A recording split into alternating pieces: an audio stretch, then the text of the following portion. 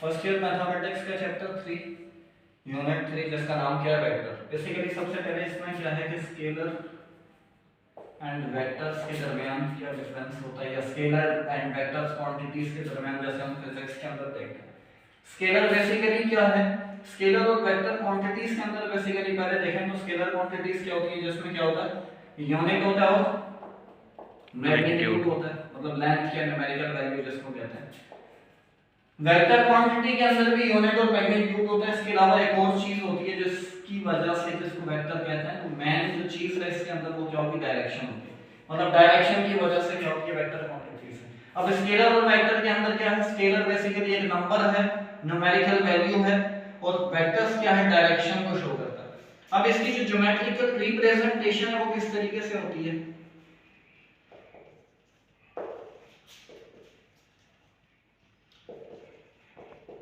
Geometrical representation किससे होती है, एरो, एक एरो से होती है। अब वो किस तरीके से कि एरो का जो इनिशियल साइड होती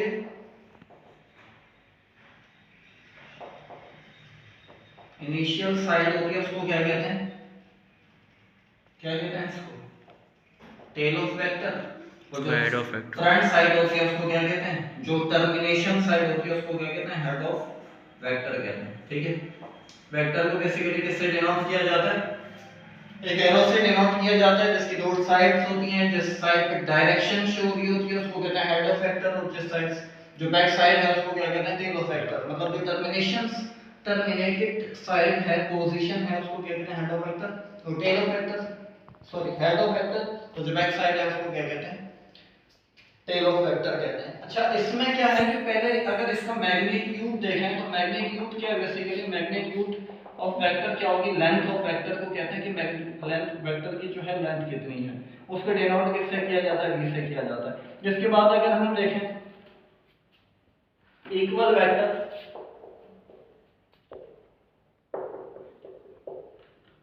कि हम दो वेक्टर्स को, एक u है एंड v है, दो वेक्टर्स हैं आपके पास, और उनको कब इक्वल कहेंगे, व्हेन वी से दैट कि टू वेक्टर्स आर इक्वल, जब उनका मैग्नीट्यूड क्या होगा, बराबर होगा, जब उनकी लेंथ क्या होगी, बराबर होगी। अब वो लेंथ किसी भी यूनिट के अंदर हम उसको मेजर करें, मगर जब भी दो वेक्टर्स का मैग्नीट्यूड बराबर होगा तो हम कह सकते हैं कि वो दोनों वेक्टर्स क्या होंगे, बराबर होंगे।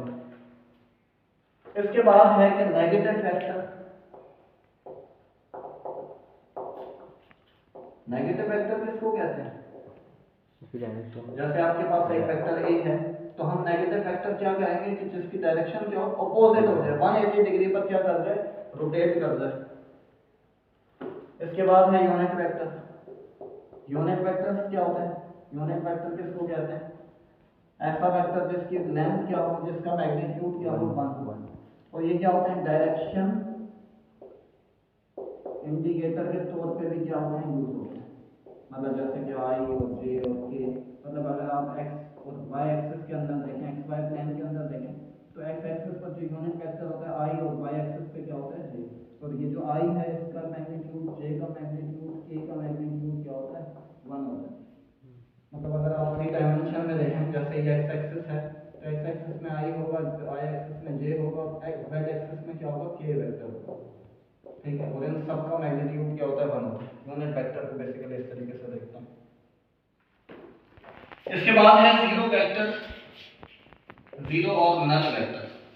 जीरो या नल वेक्टर किसको कहते हैं, ऐसा वेक्टर जिसकी लेंथ क्या हो, जिसका मैग्नीट्यूड क्या हो, जीरो।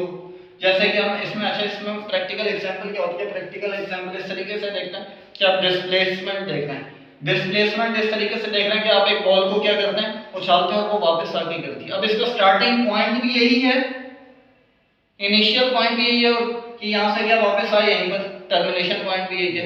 इसका मतलब ये क्या, नल वेक्टर है। नल वेक्टर की डायरेक्शन क्या होती है, अनडिफाइंड होती है। इसकी डायरेक्शन हम क्या कर सकते हैं, शो ही नहीं कर सकते। ठीक है, तो नल वेक्टर क्या होता है, जिसका मैग्नीट्यूड 0, जिसकी डायरेक्शन क्या होती है, अनडिफाइंड होती है, जिसको किससे, पॉइंट से शो करते हैं।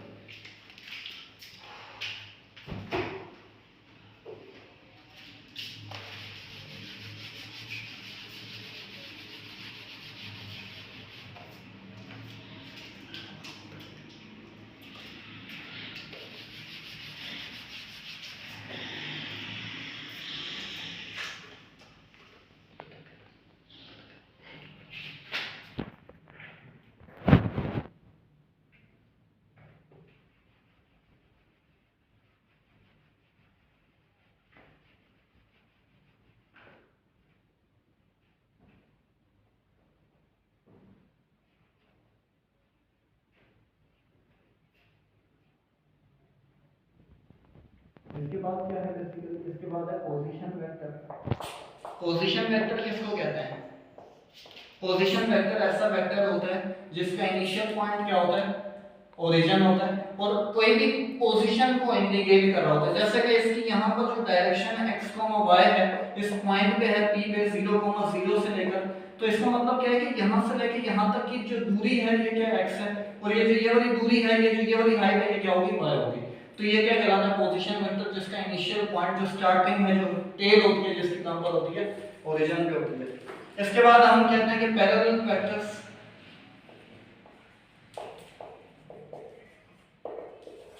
दो वेक्टर्स पैरेलल कब होते हैं? एक तो कंडीशन ये है कि आपके पास एक वेक्टर u है, एक वेक्टर v है, या लाइंस की फॉर्म में अगर देखें हम, तो दो लाइंस पैरेलल कब होती हैं कि वो अगर इनफाइनाइट जाती रहें और आपस में इंटरसेक्ट ना हो, तो हम कह सकते हैं कि वो क्या है, आपस में पैरेलल है। वेक्टर में भी इसी तरीके से, या इनके दरमियान एंगल बिटवीन किसके, u एंड v के क्या होगा, 0 हो, इनके दरमियान कोई एंगल ना हो, तो वो दोनों वेक्टर्स आपस में क्या कहलाते हैं, पैरेलल। जैसे कि अगर हम देखें कि ये वेक्टर u है और एक वेक्टर v है, तो ये क्या है, इनके दरमियान एंगल कितना, 90। इसका मतलब ये दोनों आपस में क्या है, परपेंडिकुलर। अगर वेक्टर इस तरीके से देखें तो इनके दरमियान कुछ एंगल होगा, तो ये दो वेक्टर्स आपस में पैरेलल कब होंगे, जब इनके दरमियान एंगल क्या होगा, 0 होगा। सिंपल डेफिनेशन जो है। इसके बाद addition of vectors, addition and subtraction of vectors को अगर देखें हम,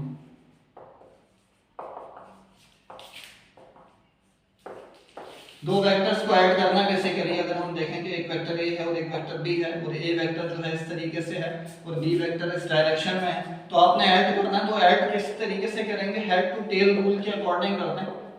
हेड टू टेल रूल क्या होता है, हेड टू टेल रूल क्या होता है, हेड टू टेल रूल ये है कि आप फर्स्ट वेक्टर लिखें, सेकंड वेक्टर की टेल फर्स्ट के हेड से मिलाते हैं। जैसे ये एक वेक्टर था, ये बी वेक्टर है, आपके पास रिजल्टेंट वेक्टर, जो टोटल वेक्टर आएगा वो क्या होगा, उस टोटल रिजल्टेंट वेक्टर की पहचान इस तरीके से होगी कि उसकी टेल फर्स्ट वाले की टेल से, उसका हेड सेकंड वाले के हेड से होगा। तो ये क्या कहलाएगा, रिजल्टेंट वेक्टर। और यही क्या है, कौन सा रूल है, हेड टू टेल रूल के अकॉर्डिंग आप क्या कर सकते हैं, वेक्टर्स को ऐड कर सकते हैं। अगर बेसिकली आपने क्या करना है, a माइनस b मालूम करना है।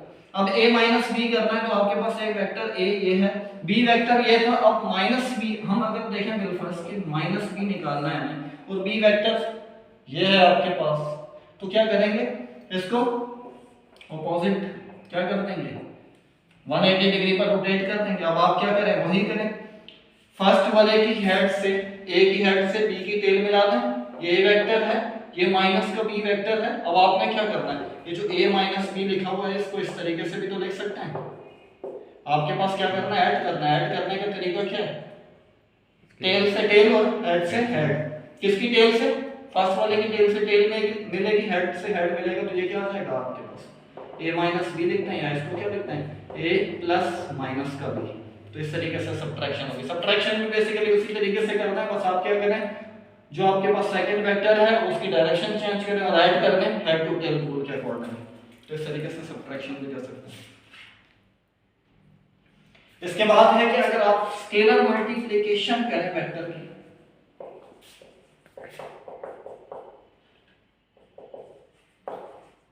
स्केलर मल्टीप्लिकेशन किस तरीके से होती है कि अगर आपके पास एक वेक्टर a है, अब a वेक्टर को किसी नंबर से मल्टीप्लाई करते हैं, 2 से या 3 से या 4 से, 2 से करते हैं बेसिकली, तो 2 से करेंगे तो क्या होगा, 2 टाइम्स इसके अंदर इजाफा हो जाएगा इसके मैग्नीट्यूड में। अगर 3 से करते हैं तो 3 गुना इजाफा होगा, 4 से करते हैं 4 गुना होगा।